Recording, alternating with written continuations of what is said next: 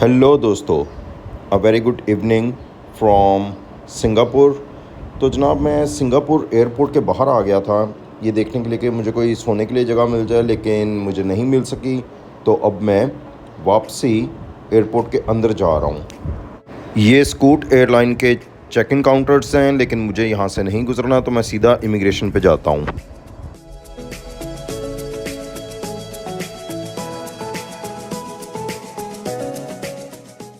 ये passport control है और यहाँ से इमिग्रेशन के थ्रू गुजरना है। और ये देखें, इमिग्रेशन ड्यूटी ऑफिसर।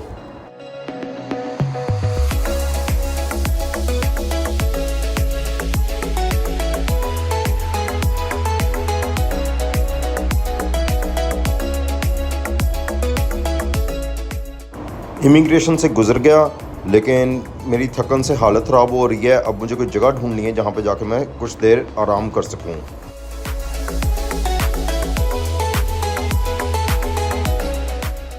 दोस्तों मैंने आराम कर लिया है और अब मुझे आगे मलेशिया के लिए अपनी फ़्लाइट पकड़नी है।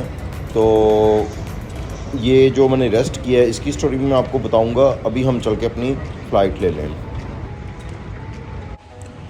तो जी रात को तो मुझे वो लाउंज वगैरह नहीं मिला था, तो जब वो नहीं मिला तो मैं गया हूँ जाके प्रेयर रूम में। मैं ज़मीन पे जाके सो गया हूँ, आराम से सोया रहा हूँ मैं वहाँ पे। 2-2.5 घंटे मैंने रेस्ट किया और ये रेस्ट बड़ा हेल्पफुल साबित हुआ है। वैसे आप देख सकते हैं कि सिंगापुर एयरपोर्ट बहुत ज़बरदस्त है। तमाम सहूलियात यहाँ पे हैं। अगर कुछ नहीं है तो वो स्लीपिंग पॉड्स जो मुझे नहीं मिले उनकी मुझे बहुत ज़्यादा कमी महसूस हुई है। तो जी ये जहाज़ खड़ा है जिस पे हमने जाना है।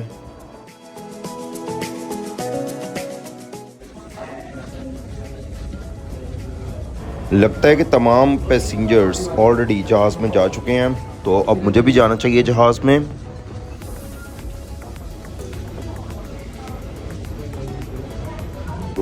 एयरपोर्ट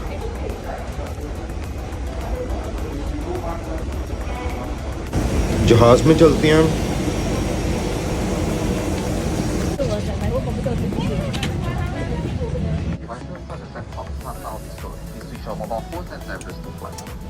फ़्लाइट बिल्कुल फुल है और उसकी इसी वजह से मुझे ये फ़्लाइट काफ़ी महंगी मिली थी।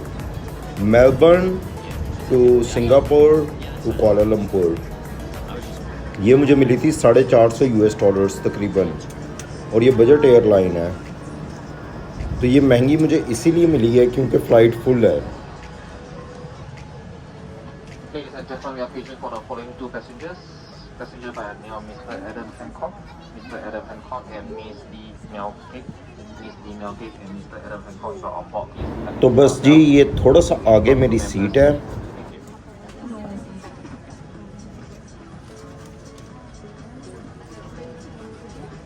Yeah. I can take the aisle seat if that's okay with you. It's up to you. Yeah, it's fine. Okay.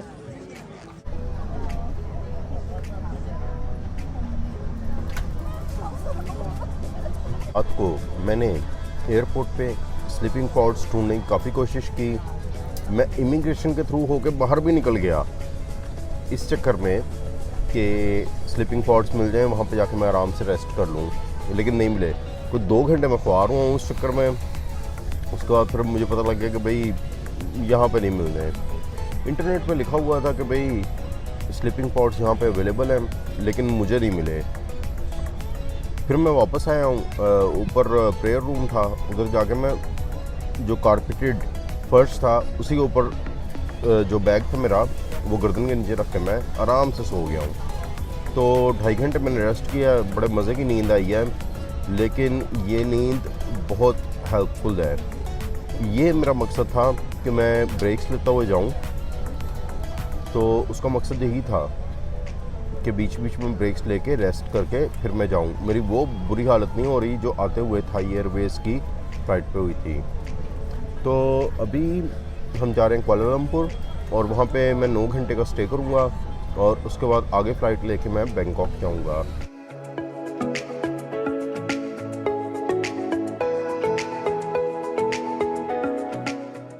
जहाज़ टेक ऑफ के लिए तैयार है। काफ़ी अरसे बाद मुझे विंडो सीट मिली है, वरना हमेशा आयल सीट ही मिलती है। Ready to take of.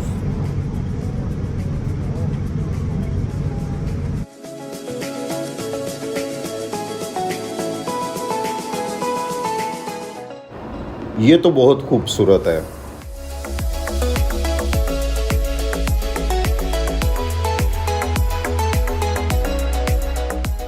इस फ्लाइट का ड्यूरेशन सिर्फ 1 घंटा है और अगर बाय रोड सिंगापुर से कुआलालंपुर जाएं, अगर स्पीड जाएं बाय रोड तो ये 4 घंटे का रास्ता है। ये तकरीबन 350 किलोमीटर का फासला है।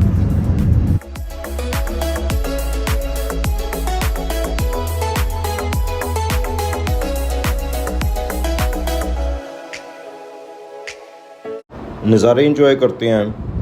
नीचे कितनी ग्रीनरी है, ये सारा इलाका बहुत ज़्यादा ग्रीन है।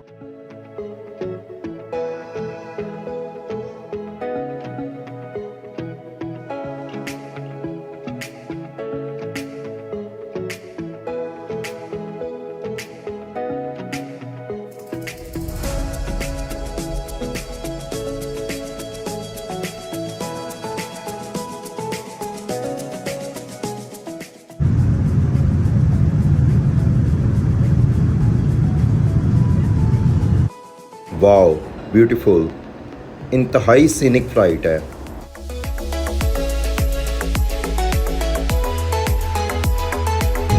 Landing time.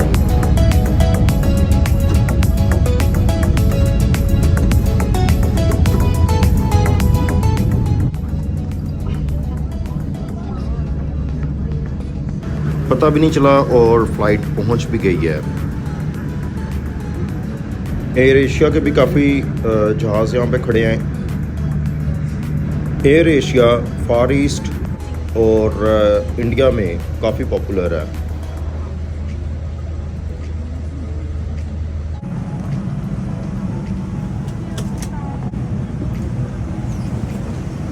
Thank you.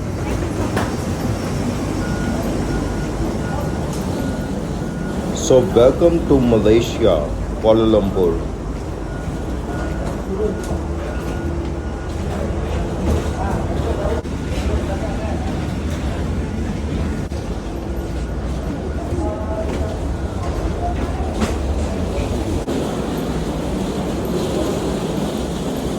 Immigration की लाइनों में जो वेट करना पड़ता है, उसमें मेरा वर्स्ट एक्सपीरियंस इस दिन हुआ था कुआलालंपुर एयरपोर्ट पे।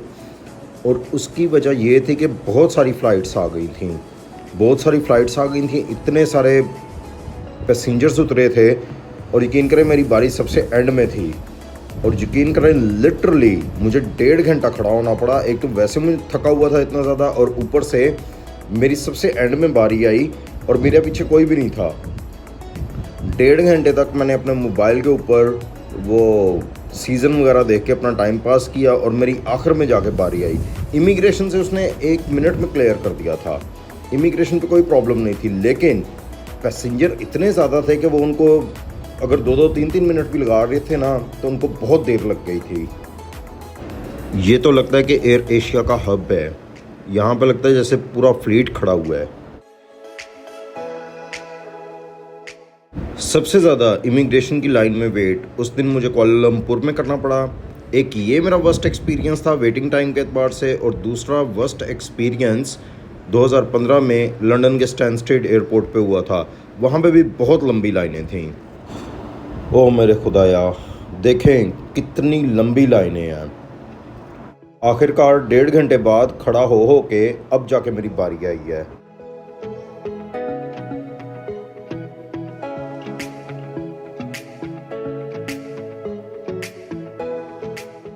2 घंटे लगे हैं भाई वो इमिग्रेशन से गो थ्रू होते होते। रश बहुत ज़्यादा था, इतना ज़्यादा रश तो मैंने कभी नहीं देखा है। भूख से जान निकल रही है, चल के कुछ खाना पीना करते हैं हम।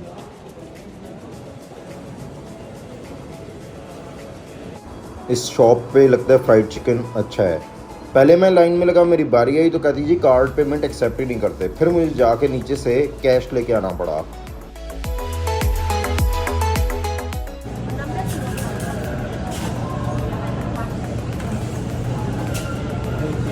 लेकिन इसमें कोई शक नहीं कि खाना बहुत मज़े का था।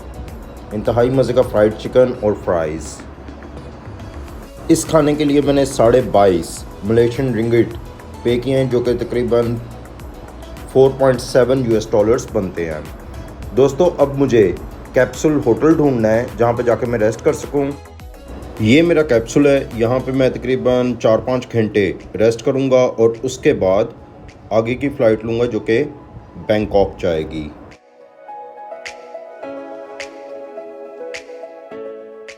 तो बस ये आगे से मैं शटर डाउन कर लूँगा और उसके बाद मैं सो जाऊँगा। मेरा ये सफ़र जारी रहेगा। मुझे बैंकॉक से कराची एक वीडियो में कवर करना है, इसलिए मैं इस वीडियो को यहाँ पे कंक्लूड कर रहा हूँ। नेक्स्ट वीडियो में बैंकॉक का सफ़र और फिर बैंकॉक से आगे कराची का सफ़र आपके साथ शेयर करूँगा। अगर आपको मेरी ये कोशिश पसंद आई है तो लाइक कीजिए, सब्सक्राइब कीजिए और बेल का आइकॉन दबाइए। शुक्रिया।